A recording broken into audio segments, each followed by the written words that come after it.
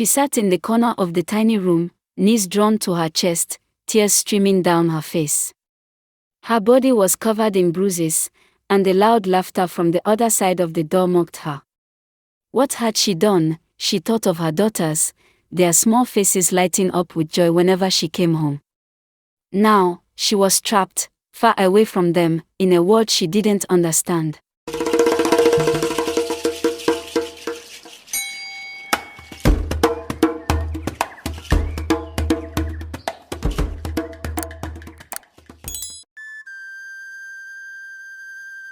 Once upon a time, in the small village of Zumba, there lived a woman named Mwana. Mwana was known throughout the village for her beauty and her hardworking nature. She had married a kind man named Juma, and together they had 2 lovely daughters, Osha and Tumeni. Mwana loved her family deeply, and everything she did was for them. Life in Zumba was simple. The people of the village worked on their farms, tending to the crops and livestock. They lived in harmony with each other, sharing their harvests and helping one another during tough times. But life was also hard. The rains were unpredictable, and sometimes the crops failed, leaving the villagers with little to eat. Mwana and Juma did their best to provide for their daughters, but there were days when the food on the table was not enough. One day, as Mwana was returning from the market, she met a woman named Sophia. Sophia was a stranger to the village, but she was dressed in fine clothes and wore expensive jewelry. She smiled at Mwana and asked if she could sit with her for a while. They talked for hours, and Sophia told Mwana about the city, where life was easier and money was plentiful. "Why struggle here when you could have a better life?" Sophia asked. "In the city, you could work and earn enough money to send back to your family. You could give your daughters the life they deserve." Mwana listened, her heart torn.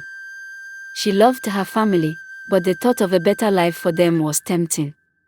Sophia could see the doubt in her eyes and leaned closer, whispering promises of wealth and comfort. The idea of leaving her family weighed heavily on Mwana's heart, but she couldn't stop thinking about Sophia's words. Days turned into weeks, and Mwana found herself growing more restless. One night, after the children were asleep, she told Juma about the opportunity. Juma was wary, his instincts telling him that something was wrong, but Mwana was determined.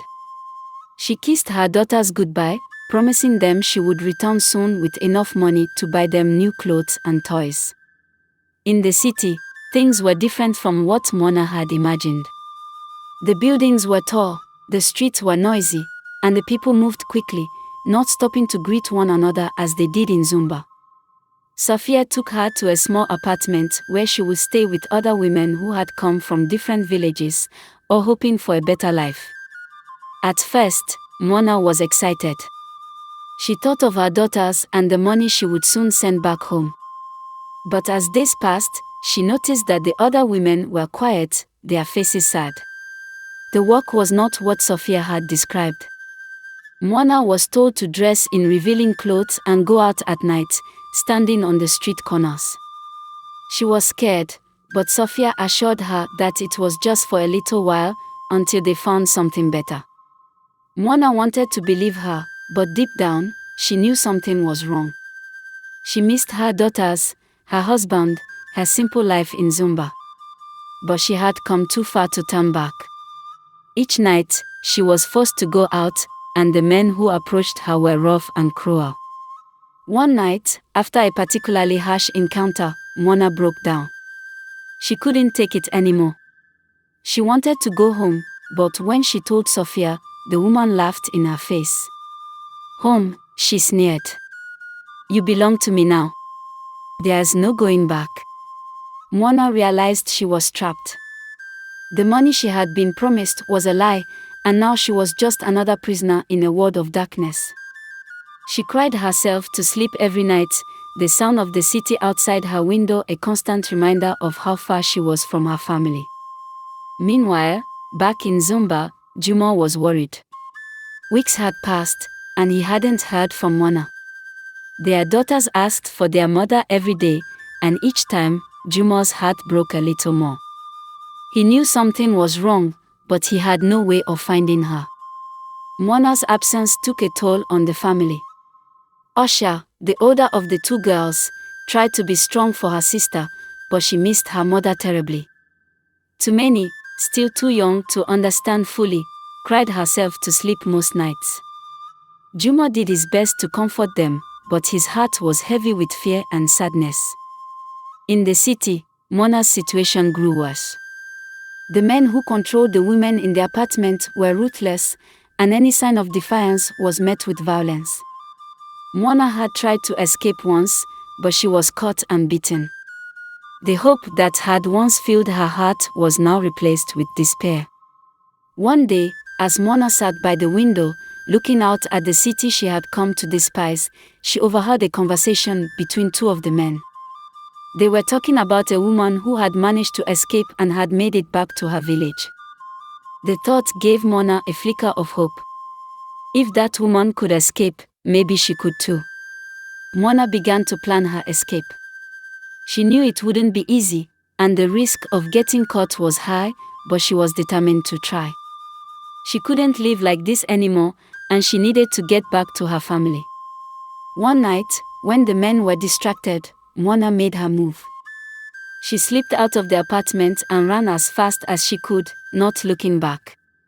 She knew she had to keep moving, and she headed towards the bus station. With the little money she had managed to save, she bought a ticket for the next bus heading out of the city. The journey back to Zumba was long, and Mwana was filled with a mix of fear and hope. She didn't know what she would find when she got back, but she knew she had to return. When the bus finally pulled into the station near her village, Mwana could hardly believe she had made it. She walked the rest of the way, her legs weak and her heart racing. When she arrived at her home, it was early morning. The sun was just beginning to rise, casting a golden light over the village.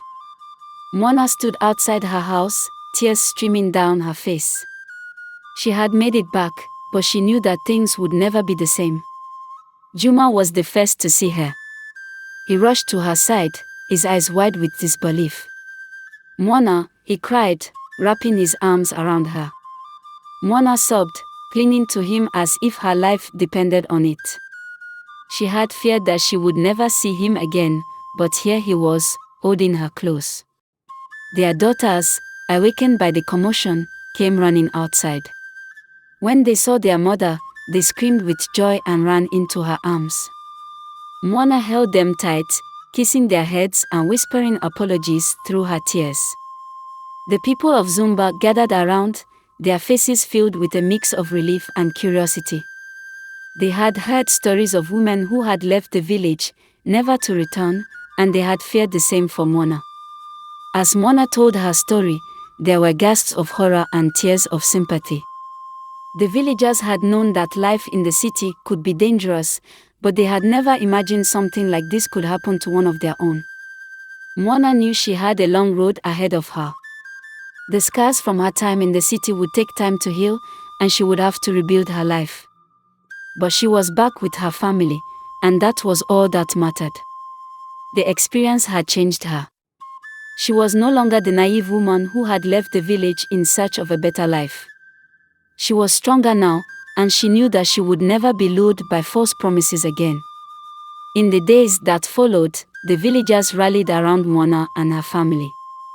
They offered support and helped them get back on their feet.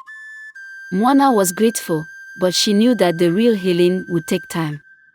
As the weeks passed, Mwana slowly began to find her way back to normalcy. She spent her days with her daughters, cherishing every moment she had with them. Juma was by her side, his love and patience helping her through the darkest moments. Mwana's story spread through the village and beyond, serving as a warning to others. The people of Zumba had learned a valuable lesson, and they were determined to protect their community from the dangers that lurked beyond their borders. Mwana's life would never be the same, but she had found her way back to her family and her village.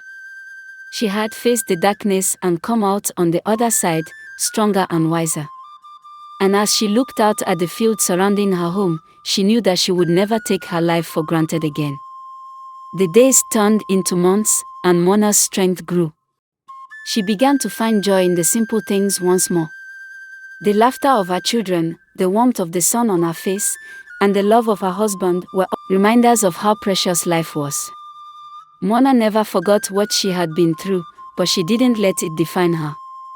She used her experience to help others, speaking to the young women of the village about the dangers of the city and the importance of staying true to themselves.